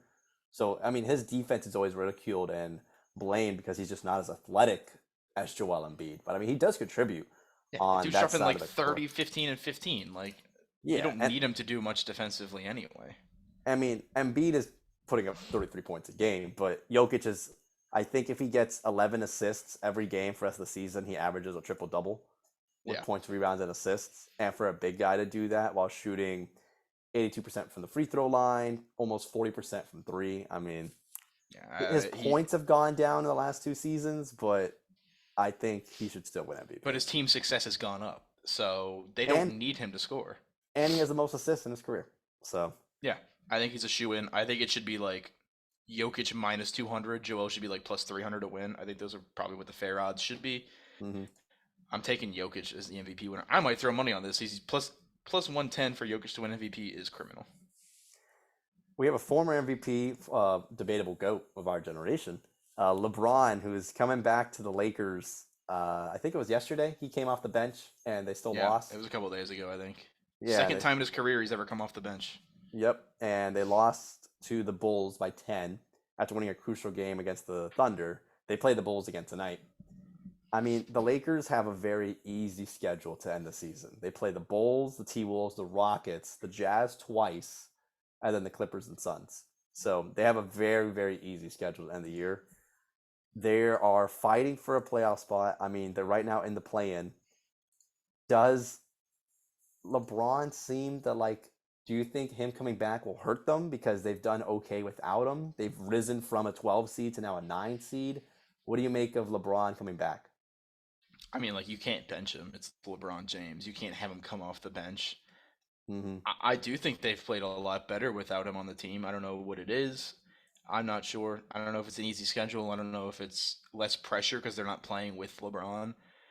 But uh, hey, I might roll the dice and sit them a couple extra games to see what happens. If they can get into a playoff spot, I'd bring them Mm-hmm. back in. But like they look cohesive right now. Ask him if he wants to sit out a couple more games. Like they're on a good run. They weren't doing anything when he was on the team. Like they were, 13, 14 in the West. So why? I mean, obviously it's LeBron. You're not going to shake it up. You're going to bring him back when he's healthy. I might ask him to sit a couple extra games to see what goes on. See if they can climb a few more spots. He consulted 2 foot doctors who told him to sit out the rest of the season, and then he went to go see the quote LeBron James of foot doctors who told him, yeah, you can play. So I don't know. He got a third opinion to be able to play this season. I don't agree that he should sit out because, like you said, it's LeBron. Especially with Jay Williams saying that LeBron should sit out because he's taking away from Austin Reeves' greatness. While Jesus Austin Christ. Reeves has been Austin doing Reeves gonna be well the for. next like Jeremy Lin. I guarantee No, it. he's gonna be next Alex Reeves Caruso. sanity. There It's you go. just it's Yeah. just athletic general white guy that plays for the Yeah. Lakers that There you gets go. super hype. But I mean, with LeBron in the playoffs, they're a much more dangerous team. Like Yeah. Yeah. they can take a couple games. I mean, especially if they match up against like the Kings or the Grizzlies who don't have much Yeah. playoff experience. I think they could still a series against them. But I don't consider them title contenders this year at all. Oh, not a chance. But you play LeBron. It's LeBron James. You play him. Yeah. No, you do. It's just weird. They've looked so good without him. Like I kind of hope that they're just like, hey, LeBron, we're good. You can just rest up for the playoffs. We're gonna figure this out real quick. But yeah, you're not benching him. You're playing LeBron. I mean, you're either gonna win or you're gonna lose with LeBron. Like there's no. If yeah, You got to if take what around you it. get with him. Yeah. LeBron's former teammate is causing some havoc in Dallas. Let me tell you, we thought it was going to happen when the Mavericks acquired Kyrie Irving, but the Mavs are actually ass. Like the Mavs actually have fallen all the way out of the playoff picture entirely. They were a Yeah. 4 seed just at the beginning of this month of March, and now they are 37 and 39. They're 3-7 in their last 10. They won yesterday. And if the season ended today, they would lose the tiebreaker to the Thunder and miss out on the playoffs. What do you make of Dallas and Kyrie Irving as a whole really plummeting this team, which we thought would happen? We thought it could We happen, did. and We now said it's successfully happened. it has happened. Luca looks miserable playing. His press conferences, you can tell he hates it. We said Luca needs help. This was not the help that Luca needed. He needed non-cancer in the locker room. I don't know what's going on. It's known that Kyrie Irving is a cancer. Every team he goes to, it gets worse after he's brought to the team. I don't know why teams keep employing this man. You are trading assets for a guy that is going to tank your team. Where do we think right now the Mavs would be if they hadn't made the trade? I would say there's 5 or 6 seed. Yeah, probably around where the Clippers are. Yeah. Yeah. You bring in Kyrie thinking it's going to elevate you to a 2 or 3 seed, and you are now looking, if the season ended today, not making the playoffs. I don't know what I don't know if it's a curse. Is there a Kyrie curse? I don't know. I'm not a shaman. I don't get into the witchcraft shit. There might be. But Kyrie Irving is a cancer. Teams need to stop trading assets for Kyrie Irving. The only team that Kyrie Irving should be on is a team that is not good. If you are trying to win, stop signing Kyrie. He needs to go to a team that he can rebuild with and be like a veteran presence like Russell Westbrook is now, because this man is just tanking every team. So since they acquired him in the month of March, they lost 3 straight to Memphis. They played Memphis 3 times. They lost every game to Memphis. They lost to the Hornets on back-to-back nights. That's They bad. lost they lost to the Warriors by 2. They've only won one game that's been a one possession game since they acquired Kyrie Irving, and it was against the Warriors last Wednesday. They've lost every other, or sorry, against the Lakers the Friday before. They've lost every single one possession game since they've acquired Kyrie Irving. So in the clutch time, he wants the ball, and he hasn't been as good. And the Dallas is suffering for it. They lost by 3 to the Lakers. They lost by 2 to Indiana, 4 to the Suns. They lost 4 to the Grizzlies. I mean, he's not contributing them that much, but when it matters the most, he's Yeah, ruining he's their flow tanking. and team chemistry. Yeah. So, like Luca you should said, absolutely be taking the last shots and facilitating the offense in the last 2 minutes. there's just added stress also that doesn't need to be there. And before it was, oh, we all knew Luca was taking the shot, but now it's like, ooh, who's going to take it, Luca or Kyrie, which we thought would be better because it's more of a threat. But now it's just in their heads, I think. Now they're just letting Kyrie do it. Like he's gonna miss. Just shit. Let him throw bricks. And even then, now Luca's like going to take the shot, and then he's going to be worried of, oh, did Kyrie want the ball? Like, did Kyrie Yeah. want to be the one that takes the shot this time? So I hope they still make the playoffs because it's going to be very entertaining, whoever they play in the play-in tournament. But I think, like you said, I don't know if they re-sign him in the offseason. I don't You know if know they who do. would absolutely be a better fit in Dallas than Kyrie? Who? Damian Lillard. Yeah, yeah. And he You wants could see out. that. Yeah. He absolutely wants out. We'll talk about Dame now. He's been shut down for the rest of the year with a calf injury. Um, quotations around calf if you're listening to it, not watching on YouTube. Yep. They shut him down because they don't want to risk further injury. They're pretty much out of the play-in. I don't what are they 3 or 4 games out of the play-in now? They're 1-9 in their last 10. Yeah, they've been really bad. So they were in the play-in conversations as of 3 weeks ago, but they've lost. They've only won one game in the last 10 games. So Yeah. I mean, they've fallen themselves out and are entering the Victor Wembanyama sweepstakes. Yeah. So they're shutting down Damian Lillard, and he is not happy about it. He's come out and say he does not want to be part of a rebuild. This isn't what he wants. He wants to play winning basketball, and I've been saying it all year. I don't think it's going to happen in Portland. I admire him for his loyalty to the team, but I've been saying he needs to move on from Portland. I think this is the final straw. I think he wants out. I think he's going to ask for a trade. It's just you're not doing anything in Portland. Like you had CJ McCollum, you got rid of him. You brought in Jeremy Grant, who was probably maybe the third or fourth best player on a good playoff team. Dame needs to ask out. I think he's kind of at that point. He seems to be done with Portland. I'm excited. I love Dame. Damian Lillard's probably like my favorite basketball player that's not on my team. Same. I love him in the Like West. He's my favorite absolutely, player in the yeah, West. absolutely love Dame. I hope he goes to like a Dallas and replaces Kyrie. I think he'd do great with Luka. Um, where do you think he'd be the best fit at if he was to ask for a trade? And what do you think the return is? So you got to look at return. So Dallas doesn't have anything to give. That's the thing. Yeah, They traded a lot of their assets. Kyrie's in a 1 year deal, so he's out. Like he could be a free agent after the season. So I mean, the team up could be cool, but I don't think they have the assets. Instantly, whenever you think of trade player, you think of Miami because of the talent and just the natural draw that Heat have. And they have Tyler Hero, who they could offer along with all of their picks in the future. The Heat actually own the rest of their picks. They haven't traded any in the future. So Miami could definitely be a target.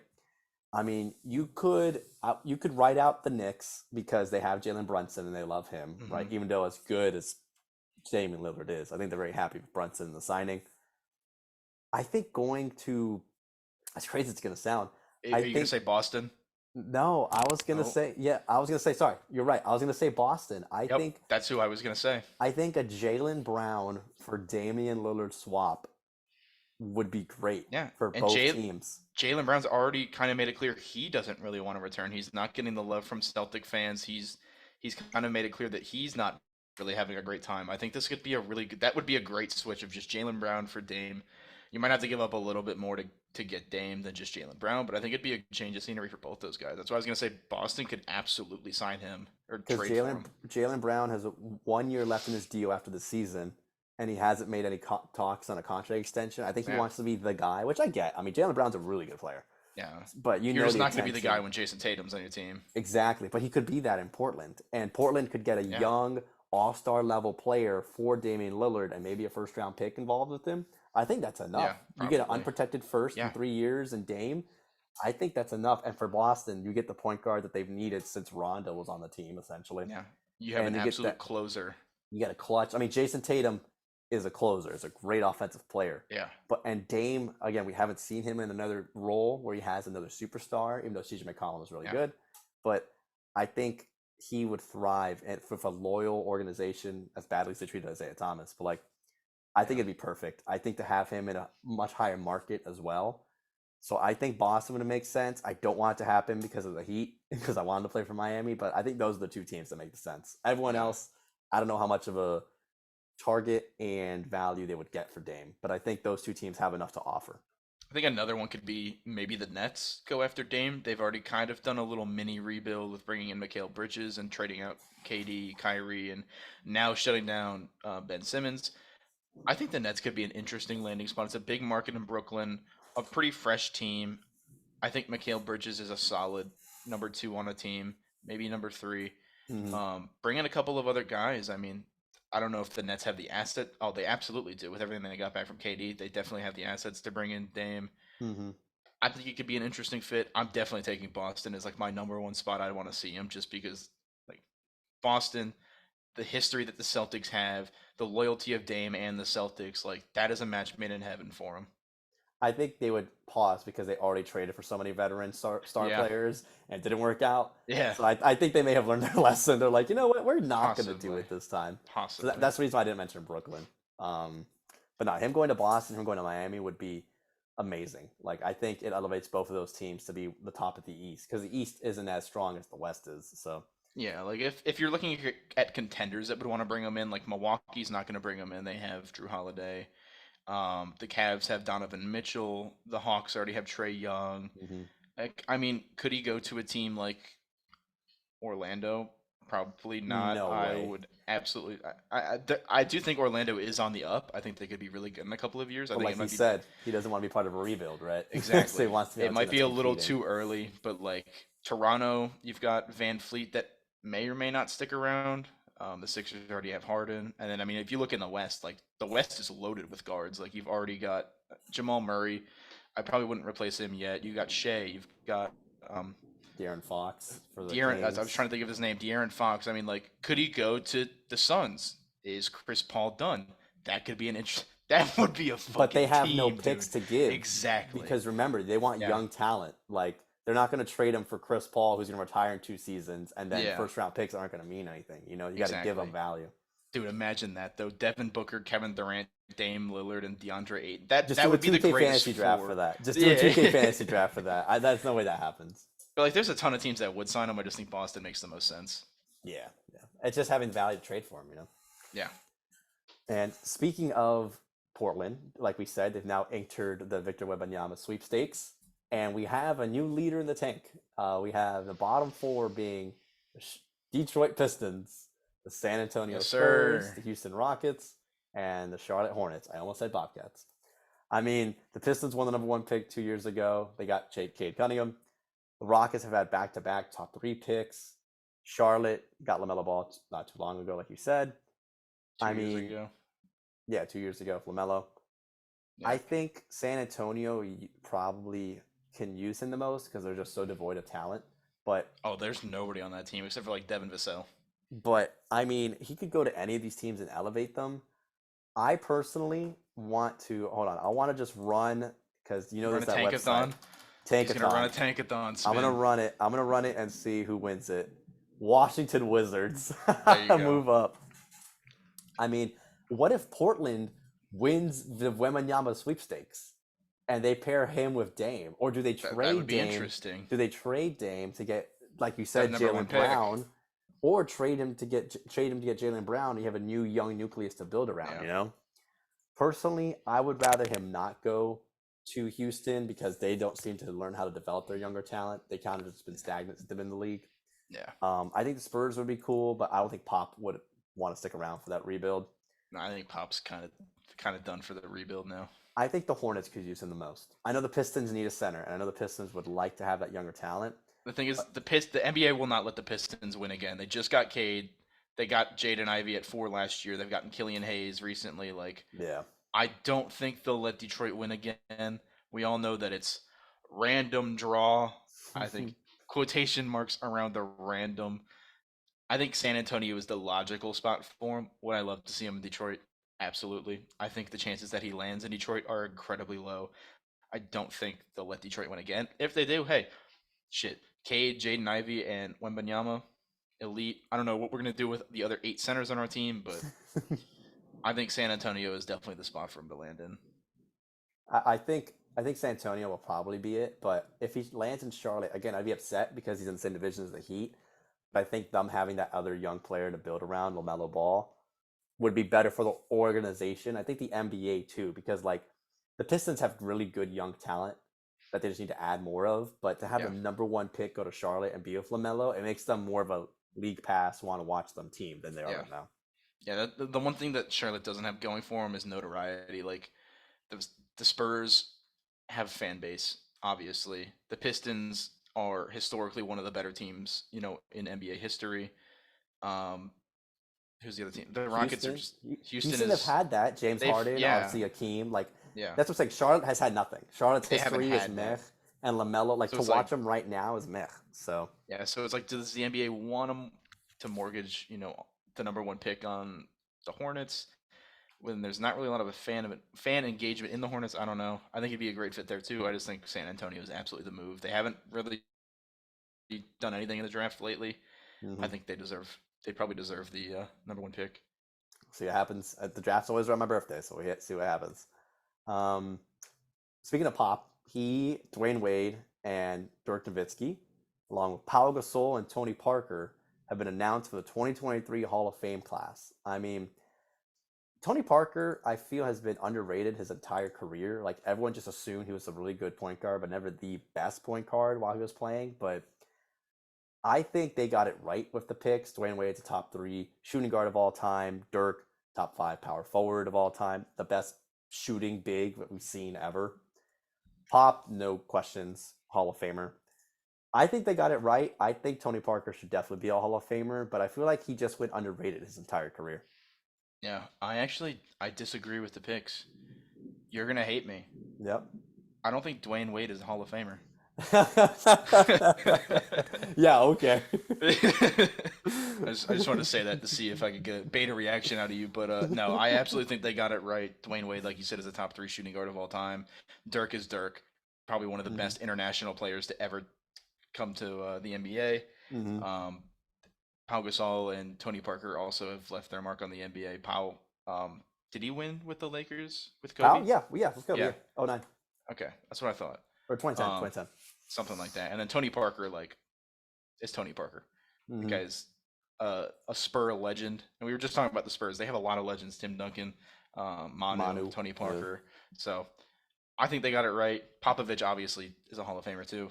Um, yeah, I got it right. They got it right. I got it right. I I picked the got Hall it of right. Fame I class. picked all of them. Yeah. No, no. The NBA like seems to generally have a good understanding of what it takes to be a Hall of Fame player. I know they Yeah. let more people into the Hall of Fame than some of the other sports do, but I think they get it. Like it's hard to question the Hall of Famers that are in the NBA. Yeah, bro. You know, I can't wait for Kelly Olynyk to get his dude, Hall of Fame and try Kelly and Olynyk deserved it just for his hair. him and Wayne Ellington are going in together as Piston legends.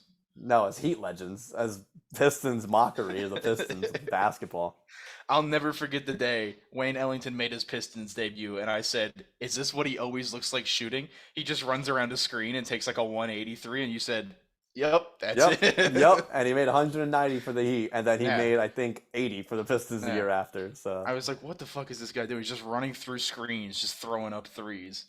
yep. But hey, We do have no news really to report in football this episode.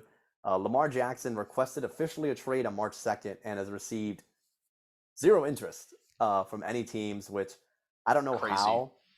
I mean, I think a lot of teams are worried about trading the amount that the Ravens are asking, but also to give him that huge contract. But he's worth it. I mean, it's Lamar Jackson. He's won No, he is. MVP. He is a top player. I think if you put him in an offense like the spread he ran at Louisville, I think he could do even better for long-term success. I think some teams may be worried about his injuries and him being on the field so much, but if you stop having him run the option every other play, I think you reduce that chance of injury. So, Damn, dude, I just heard the thunder in the background there. yeah, You it guys, is. It is pouring here. That I lightning was strike gonna was right say, outside. what was that? It's because the heat coming from my takes. Um, but I think Lamar is going to end up back in Baltimore. Honestly, again, I said it before. Unless the Colts surprise everyone and trade the number 4 pick on draft night for That's what I'm Lamar, thinking happens. I think he stays. I think he Yeah, stays. I was looking at the odds, and it was like the odds that the next team he takes the snap for, um, other than Baltimore, and the number one odds were the Colts at like plus 240. I'm Hmm. trying to pull it up real quick to look at the other teams. It was the Falcons at plus 300, which I guess kind of makes sense. I don't know if they'd want to trade for him because they don't have a ton of weapons. The Hmm. Colts are also in the same spot, and then the Patriots were third at plus 400. So I don't know. I know what's the owner's name in Atlanta? Art Smith. Is that his Atlanta, name? yeah, Yeah. Art Smith, yeah. He already said that he thinks Lamar Jackson is a great quarterback, but he doesn't know if his style of play will hold up to play, Hmm. longevity wise, which is fair. I just why are there not teams like the Colts should be knocking? I think Houston, if they don't want to draft one of these quarterbacks, like trade that number 2 pick and get Lamar Jackson.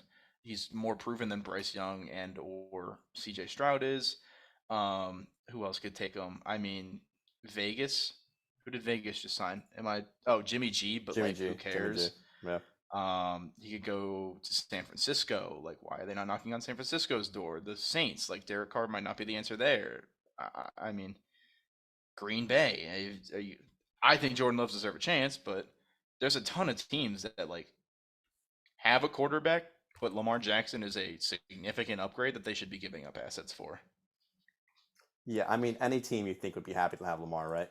But apparently no. There's probably 5 teams that he couldn't go to, and that's Buffalo, Kansas City, the Chargers, I'd say Jacksonville, and Cincinnati. Those are probably the and then Philly.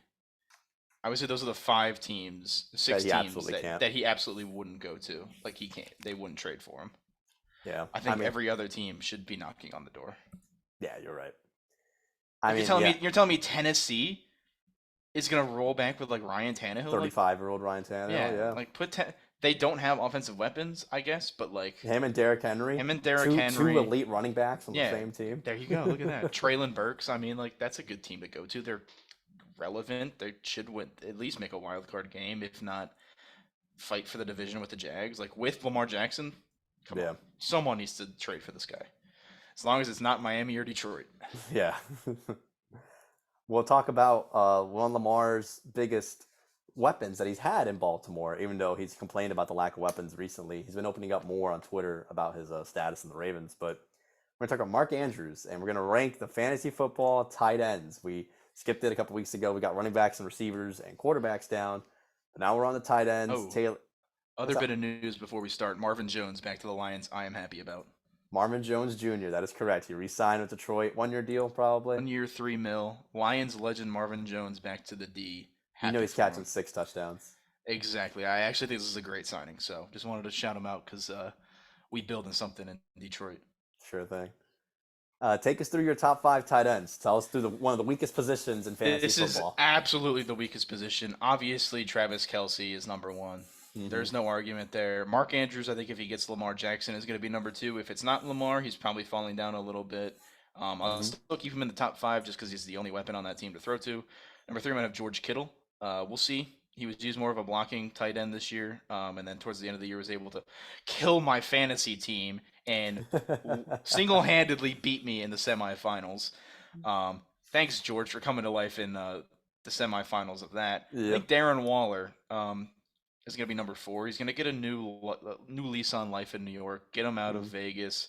He's got Daniel Jones with all the money coming in. They don't have a lot of wide receiver weapons. I think he's going to have a really good year. And then number five, maybe a bit of a surprise, Evan Ingram. I think he's going to have a great year. He's had really good chemistry with Trevor Lawrence. Trevor Lawrence himself had a great year last year, and we saw Evan Ingram benefit from that. Hmm. The Urban Meyer regime is gone. I think Evan Ingram. I think that offense is going to be really good next year with ETN, Evan Ingram, Christian Kirk, Calvin Ridley. That's going to be a good offense. I think Evan Ingram's going to be a top five wide receiver, tight end. Tight end. Yeah, there's my top five list. I agree, except for one. So I think I think Kittle is going to switch with Andrews because, again, we don't know about quarterback situation in Baltimore. I think Andrews will finish third. I like Waller in New York. I think he's going to catch a lot of touchdowns.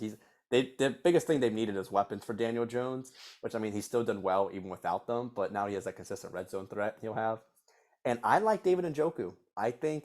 I know they just traded for more from the Jets, and obviously Amari Cooper is still there, and I think always got Nick Chubb, but I mean, he had a really good connection with Deshaun Watson when Njoku and Watson were both healthy and playing. Obviously, Njoku missed a couple games there, but I like Njoku for his top 5. I do like Evan Ingram, though. I think he balled out in a contract year. This is still a good contract year because he franchise tagged, but I do like him. I just like Njoku a little bit more. Yeah, and I actually have Njoku in my sleepers pick.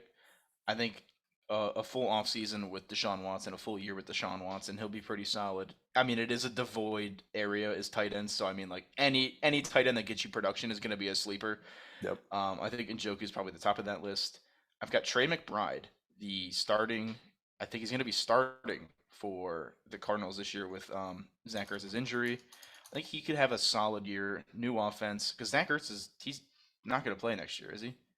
Zach Ertz. No, he's He still tore playing. his he tore his ACL at the end of Zach right. Ertz. Yeah, he did tear both. Yeah, he did Yeah, tear his ACL and MCL injury. yeah. So yeah, he's So probably out the rest of the season. Yeah. yeah, we'll see. I mean, he's older anyway. I think Trey McBride could have a solid year. New coach, new offense. Again, DeAndre Hopkins is probably gonna be out, maybe asking for a trade. So Trey McBride's really the only. I mean, they got Marquise Hollywood Brown, but Trey McBride might be the only other person that can catch passes for the first 4 weeks. If Zach Ertz comes back, he he would probably take over Trey McBride. I think if Zach Ertz misses 8 to 10 weeks of the season, then absolutely I might I might pick this guy up on waivers. My last sleeper, it hurts to say, Mike Gesicki. Again, new team, new offense, new scheme. He was not used, um, I would say correctly, but that's just the offense that Mike McDaniel. I was about to say Mike McDonald. Mike McDaniel. He just doesn't use tight ends in Mhm. the pass catching. So I think Gesicki could end up balling out and just sticking it to the Dolphins of this is what you missed. I agree with none of your picks. No, I'll play. Nice, nice, nice. Like I said, I like Njoku for sure as a sleeper. Um, I think Gerald Everett for the Chargers is going to have a decent season. He had, again, tight end is weak, so right, you just want anyone that can give you at least Yeah, top if 10. someone can get you 6 points a week at the tight end position, you're Yeah. taking With that. the amount the Chargers pass the ball, you imagine Jared Everett's going to get at Yeah, least, what, 5 yeah. looks his way? I like Hawk in Minnesota. It says because I just got rid of Adam Thielen, and I think he's going to get more targets his way in the middle of the field as Justin Jefferson is going out wide. I like Kyle Pitts, which you can probably roast me on as much as you want for Yeah, we'll Atlanta. get to that. We'll get to that in a minute. But I think Kyle Pitts with Desmond Ritter full off season. I think he's gonna have a resurgent year and come back. And I like Pat Fryermuth. I mean, I had Fryermuth in our league, and he had a good connection with Kenny Pickett. And I think in the future, this is a guy that reminds me a little bit of Heinz Ward, essentially from the tight end position. Just reliable, consistent target, gets open, and is there when you need him the most. So I know you disagree with me. So go I ahead. don't I don't know if I disagree. This is my question before you draft. This isn't a do not draft. This is a list of guys that I think are going to go higher than they're going to produce. hmm That's not saying that they're not good, but I don't think Hawkinson is going to be a top 5 tight end. He's probably, I would say, going to be drafted around the 6 to 7 mark. I think Okay. he's top 10, sure. I think if you're looking at it, you might want to question yourself, should I really take Hawkinson 6th over, with David Njoku? Uh, over what's his? I already forgot his name. Darren Waller. Um, yeah, Darren Waller. Should I take him over Evan Ingram? I don't think you do. I think you question it. If he falls to like the 8th or ninth tight end, then sure. But I don't think. I think 5 is a little high. The same thing with Kyle Pitts. Kyle Pitts is going to go high because of the ceiling that he has. Kyle Pitts proved last year, and through really no fault of his own, that is not a passing offense. Yeah. Maybe with Desmond Ritter coming in, that changes. We saw last year was a nightmare. He got nowhere. He had maybe one good game with Marcus Mariota back there. It was a run heavy offense.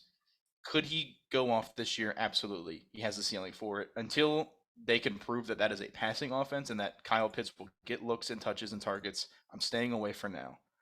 I do have Fryermuth on my list. I think he's going to be a pretty highly drafted guy, probably top 8 to 10. Yeah. I think he's probably more the top 15 range. Yeah, he's good. It's Pittsburgh, so I mean they hang their hat on the defense anyway. Like the offense is pretty average, but Kenny Pickett hasn't really proved too much yet. I think Najee has a good bounce back year too. I think their running game should be able to pick up a little bit. Fryermuth, I'm questioning, and the last one's Cole Kmet from Chicago. I think people are going to see the name and be like, "Oh, he was good like 3 years ago. Let me draft him." Do not. This might be my only on the do not draft list is Cole Kmet. That is also, I mean, they got DJ Moore that came in. Justin Fields likes to run a lot. Who else they got on that team catching passes? Chase Claypool. Yeah. So I'm thinking Cole Kmet is going to take a nosedive in productivity. You're just going to see the name in like the 7th round and be like, "Oh, Cole Kmet was good like 2 years ago. Let me draft him." Don't do it. I agree with Cole Kmet. I think he's one of the only tight ends where I would just not take him. He's Yeah, not worth, it's just especially with the not run worth the game they risk. have in Chicago, right? Gasicki is actually on my question list. Not to not draft him, but again, new system. They already have Hunter Henry from last year, so again, he could he could turn to prime Gronk. He could turn into another Hunter Henry situation to where like, yeah, he'll get you 4 touchdowns, but consistency is what you want every week at tight end, right? And honestly, any other tight end, you need to question if you are drafting any of these tight ends that aren't in the top 6. You need to question yourself and say who is actually reliable enough to give you points, because Yeah, anyone outside of the top 6 or 7, you're debating every week what you should start him or not, be a matchup. So yeah.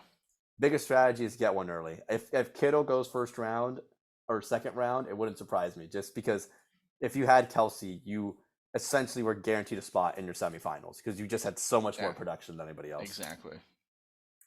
But that's it for the fantasy football rankings. We got a little bit more before we wrap up. Taylor, you got anything else you want to add? I don't. I think sports news wise, we're good. But I have today 2 questions of the day because I think I missed one previously, so I'm making up for it. So I've got Yes, you 2. did. I see you also have one. So my question of the day, number 1, what do you think is the easiest for you to do?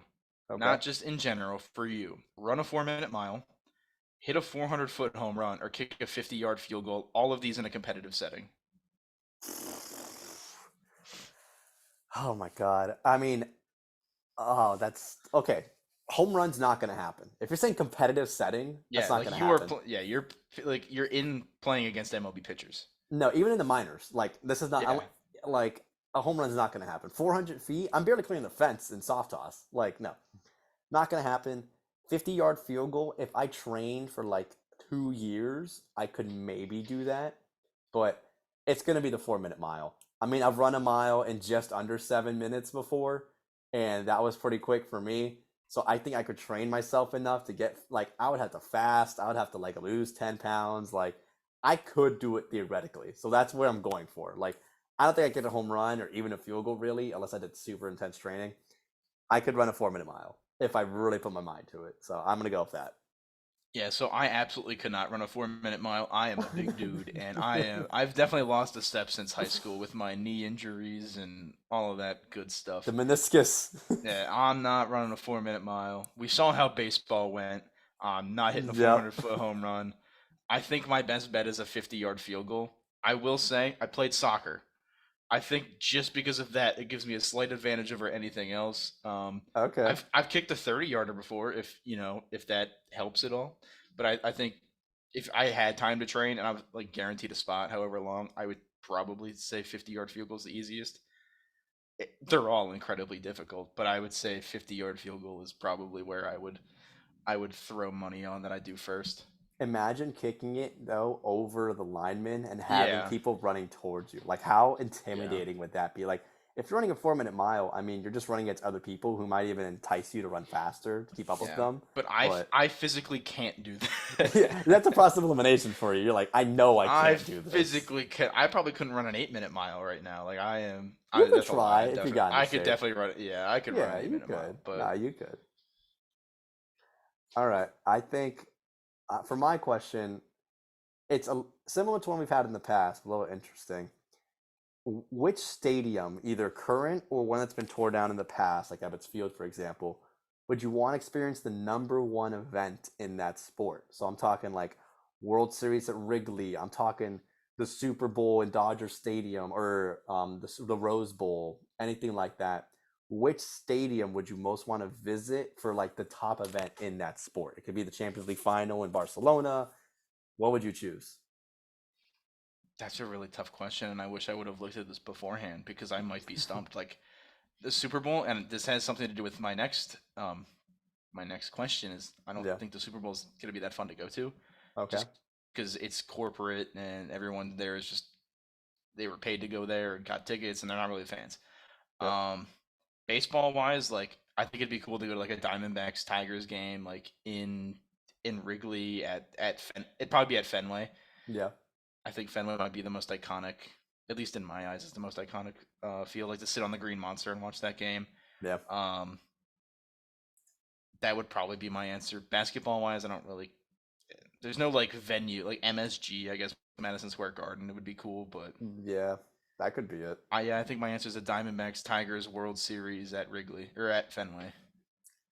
All right, I'm gonna go with two at the same stadium. I'm gonna go with Stadium Azteca in Mexico City as the stadium I want to go see an event to. Just because imagine 102,000 people actually raging over the same event, and I'm gonna go with the Super Bowl because imagine the amount of people like the first Super Bowl not in America, right? In a foreign city.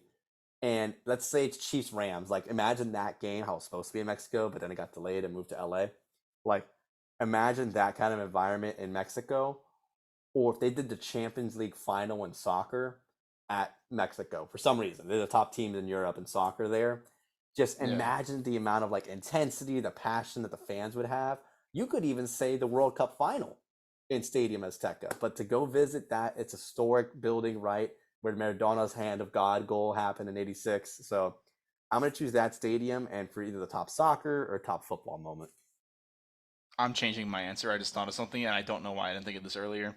Okay. I don't know if this fits the criteria, but I'm taking Auburn versus Michigan college football final in the Big House. Yeah, that could count. Of Yep, course that that could. that's absolutely what I'm doing then. Yeah, you could the big house for college. Yeah, you could choose any college if you want college football stadium. Yeah, I'm taking an Auburn versus Michigan college football finals in the Big House. Final answer, lock it in. Okay. What That would be electric. what if it was the Iron Bowl in that stadium? Oh, yeah, Would hell it yeah. Actually, That's what I I'm don't saying. Like know.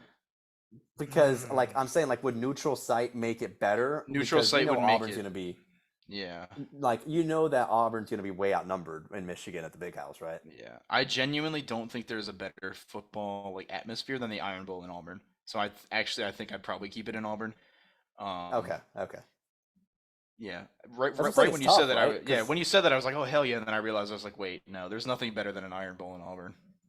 yeah, that's what I'm saying. It's tough because like the Yeah. stadiums are great. Like I'm not doubting O'Hare or Yeah, you've been to Jordan Hare Stadium, so yeah, you yeah. know firsthand It how was loud it great. can get.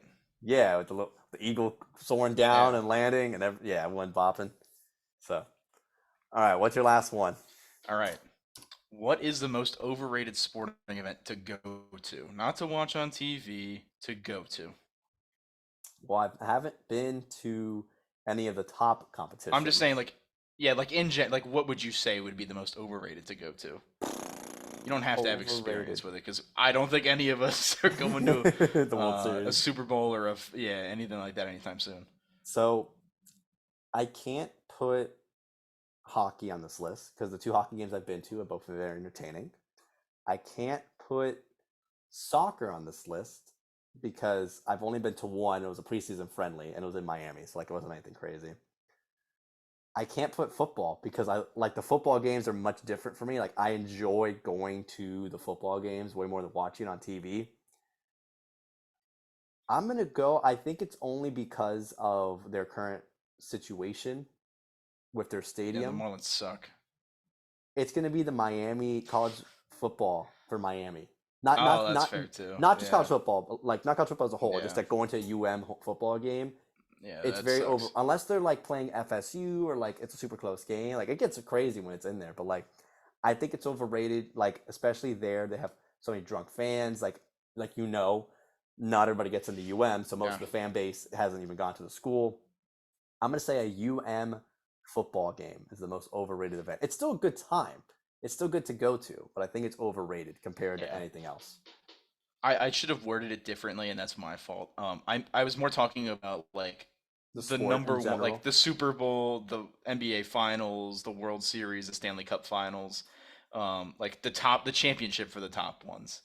If But it's like, championship, I'm gonna go with man. That's tough because the World Series is great, and I think it's the easy. finals are great. I think I it's absolutely easy. I know what it is. I'm gonna agree with you. I'm gonna say the Super Bowl. Like Yeah, as it's much as I absolutely was the Super Bowl. just talking about them in Yeah, Stadio Azteca, like especially if your team isn't in it. Like if your team is in yeah, it, then go. But like if your team is not in it, why go to the Super Bowl? Like you said, it's just for corporate and just for people to go to like in the halftime show, I guess. But like to take pictures. Yeah, yeah, just to say you win. Like I it's an Instagram event. yeah, like if the team is in it, I'm gonna go and root my absolute butt off. But that's the only reason why I'm going to that game.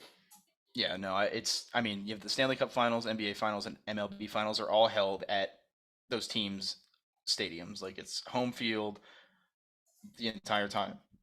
Hmm. The Super Bowl is the only one that is a neutral field. And it's not even like college football playoffs neutral where it's like half and half. It's like maybe 10% of people are fans of one team, 10% of fans 10% of people are fans of the other team, and then the other 80% is just like random ass fans that got invited by the team, corporate influencers, celebrities, stuff like that. It's the most Instagram. I have to go take pictures. Bullshit. I think the Super Bowl sucks if it's no one that you like. I saw someone say the Masters, and I was like, there is not a chance you just said the I Masters would is the love worst to go thing. to the Masters in Exactly, Augusta. Are you dude. kidding? $3 pimento cheese sandwiches. Count me in. You're I think telling. it's also sorry to cut you off. I think it's also Oh yeah, you're good. because the football is the only one that there's only one game to decide it. So there's no way you Yeah, could do like home and home. Like with yeah, basketball, with baseball, you can do that. But with football, you can't. You got to play one game. So you have to choose it ahead of time so it's not biased to the other teams. yeah, yeah. But I No, agree. I think Super Bowl's the easy answer. I But think so I too. think that wraps up episode 16. And this one ran a little long. What, about an No, hour and 40 we're, minutes? we're at, Oh, no, we're at an hour 25. What do you mean? We're doing oh hell fine. yeah, dude. We've got this thing down, man. I'm telling you, we're always in between an hour and 20 and an hour and a half. Perfect. Yep. But I think that's all I got, unless you got anything else. Um, I'm taking the Mets to split the series with the Marlins. I think the Marlins are going to take two from New York this weekend. Check out your baseball, at least watch opening weekend. Even if you're a casual fan who don't like baseball, just watch opening weekend. It's a great time. And get ready for the Masters, like you said, happening soon in April, Comes a couple weeks, yeah. and the Final Four, FAU Miami. Let's go Florida. That's And about it. next week we'll have we'll know the winner of College basketball. college basketball unless we record Monday morning. I don't think we will. No, we won't. We'll know that. We'll have the first week of baseball to cover. Maybe some NFL news. Probably not, unless there's some Lamar Jackson or Aaron Rodgers news. And we're done with our predictions for our fantasy rankings. So You want to rank defense or kickers? no, no, I do not. So there might not be too much NFL stuff. Maybe a couple mock drafts coming in a few weeks. NBA playoffs right around the corner. We still got a couple weeks for that. So the big stuff next week will be the Final Four and then opening weekend of baseball. But I think that's going to wrap it up for episode 16 of the 31305 podcast. Yes, sir. As always, I am Taylor. I'm Alex. See you next week.